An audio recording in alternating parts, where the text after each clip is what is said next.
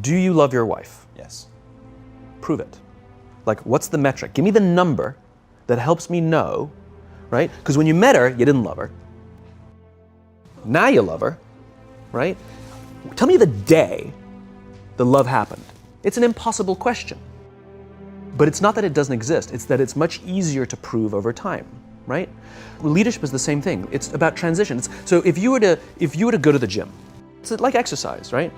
If you go to the gym and you work out and you come back and you look in the mirror, you will see nothing. And if you go to the gym the next day and you come back and you look in the mirror, you will see nothing, right? So clearly there's no results, can't be measured, it must not be effective. So we quit, right? Or if you fundamentally believe that this is the right course of action and you stick with it, like in a relationship, I bought her flowers and I wished her happy birthday, and she doesn't love me. Clearly I'll give up.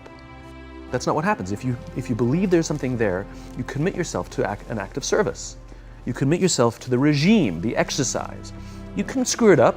You can eat chocolate cake one day, you can skip a day or two.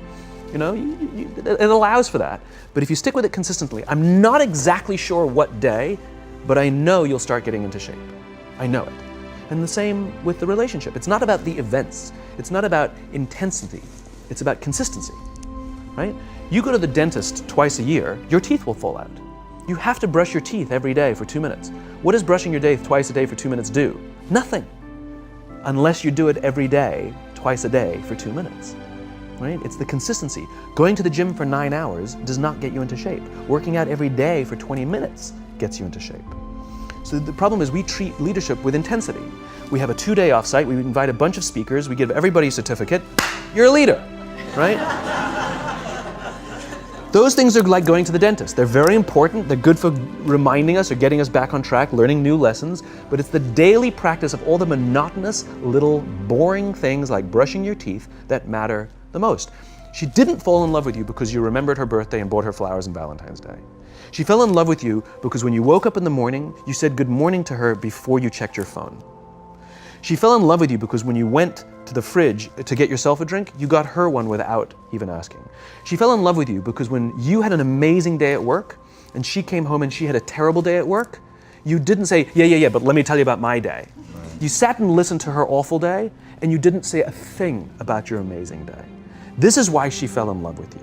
I can't tell you exactly what day, and it was no particular thing you did. It was the accumulation of all of those little things that she woke up one day and as if she pressed a button, she goes, I love him, right? Leadership is exactly the same. There's no event. There's no thing I can tell you you have to do that your people will trust you. It just doesn't work that way. It's an accumulation of lots and lots of little things that any one by themselves is innocuous and useless. Literally, pointless by themselves. People will look at little things that are good leadership practices and say, that won't work, and you're absolutely right. But if you do it consistently, and you do it in combination with lots of other little things, like saying good morning to someone, that looking them in the eye. My friend George, who's a 3-star general in the Marine Corps, he says his test for leadership, and I love this, he goes, his test for a good leader is if you ask somebody how their day is going, you actually care about the answer.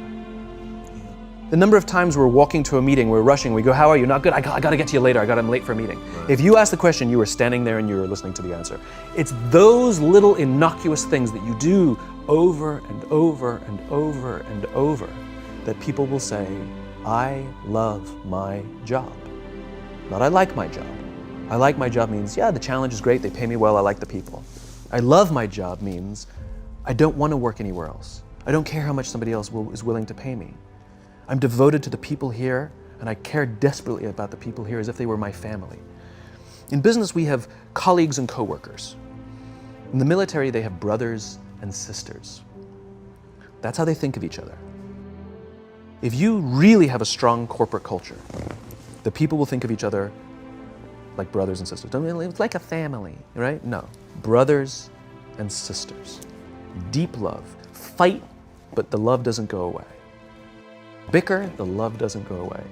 And I'll fight with my sister, but if you threaten my sister, you're gonna have to deal with me, right? We'll fight internally, we'll bicker with each other, but nobody's gonna hurt each other, and if anything from the outside shows up, you're looking at a unified front. Brothers and sisters. Now, how do you create brothers and sisters out of strangers?